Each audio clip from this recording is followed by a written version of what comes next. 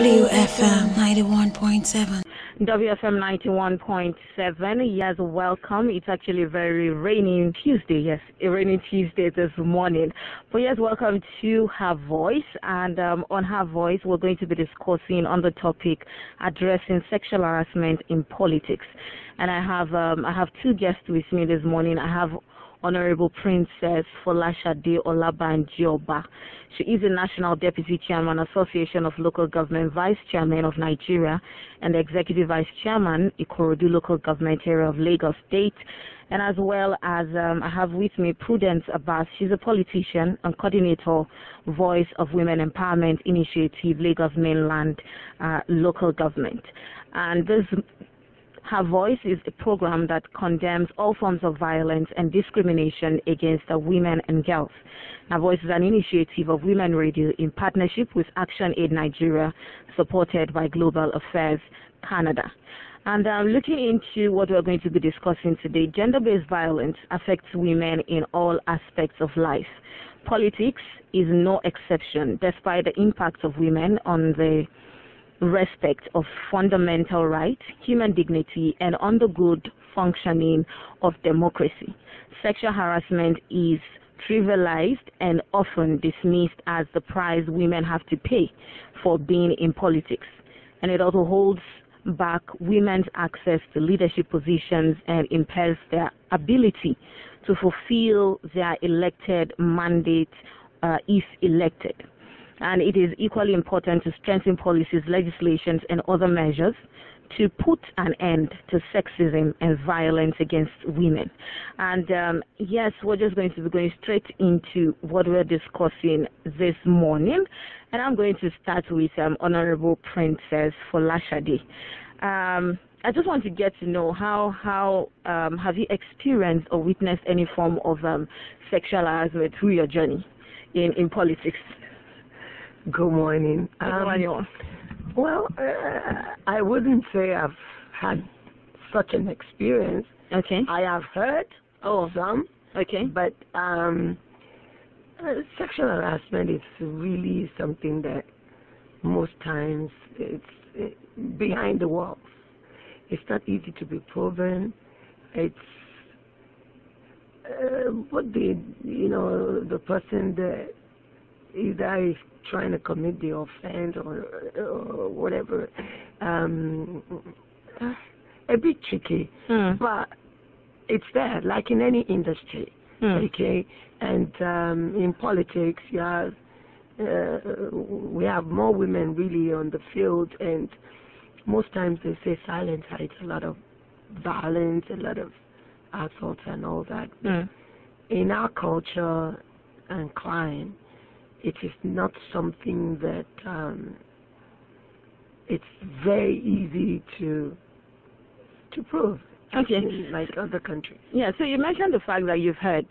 Did you probably know what exactly happened afterwards? If probably this case was actually brought, there was investigation into this case to know if it actually happened and if the perpetrator was brought to book.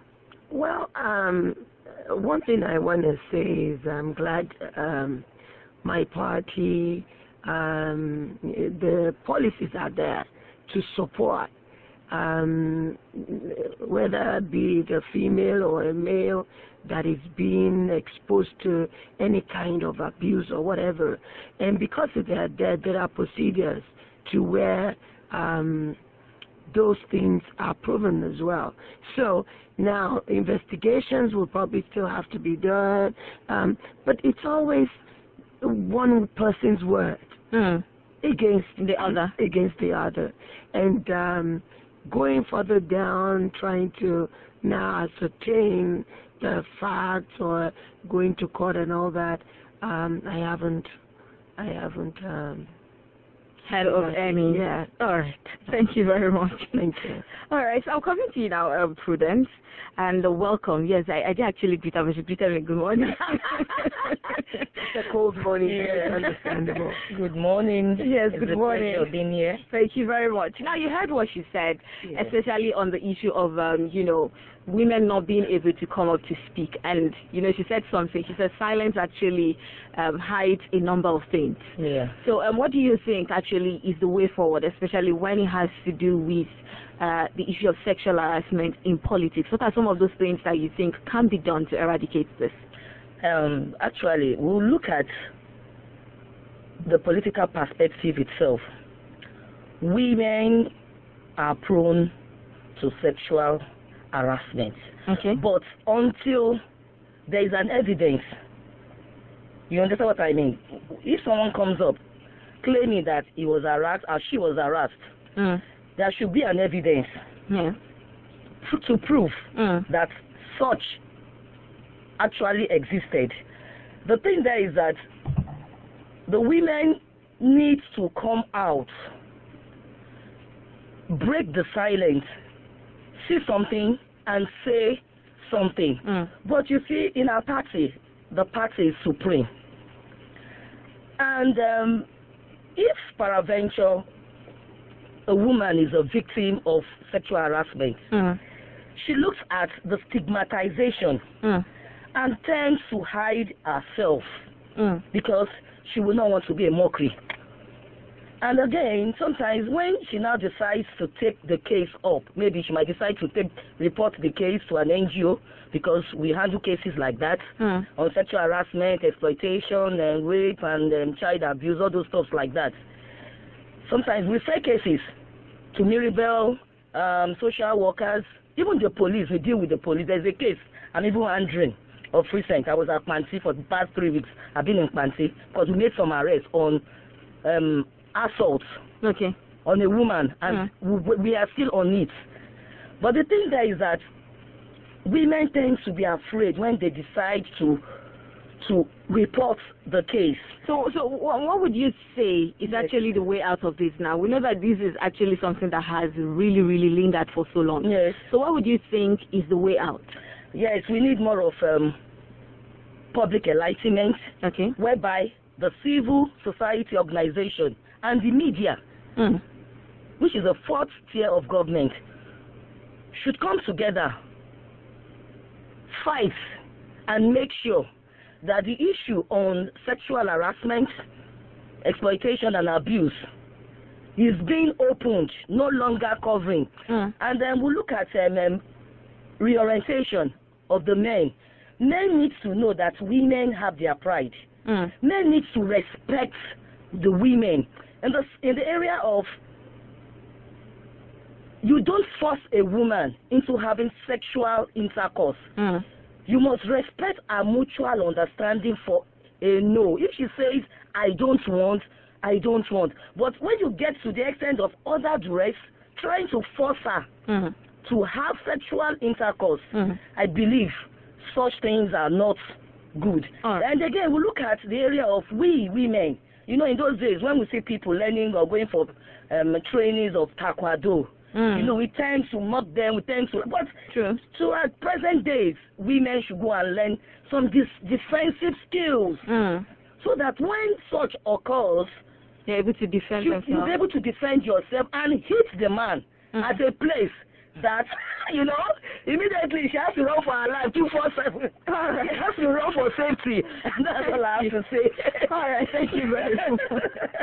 So, Honorable, before I let you go this afternoon, I want to get your final words on what we have spoken about this morning. I know we actually had, you know, just very little time to be able to have this conversation. But what would be your final words when it has to do with the issue of sexual harassment, especially in politics? I want to digress a bit quickly, that it is not only women, men also can be harassed. And it's about power, oppression, and manipulation.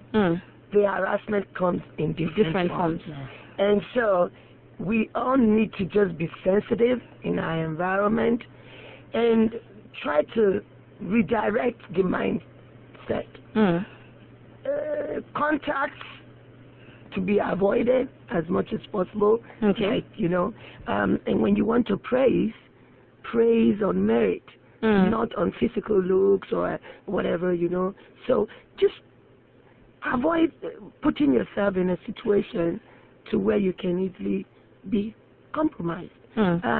Because most times you're feeling like if you don't give in to the pressure and all that, you know, you're going to be denied maybe your first place or a credit or maybe a position or whatever. There's always something to be lobbied, and in case you don't get it, then you feel you've lost out because you did not subject yourself to the pressure that maybe it could be a man, it could be a woman.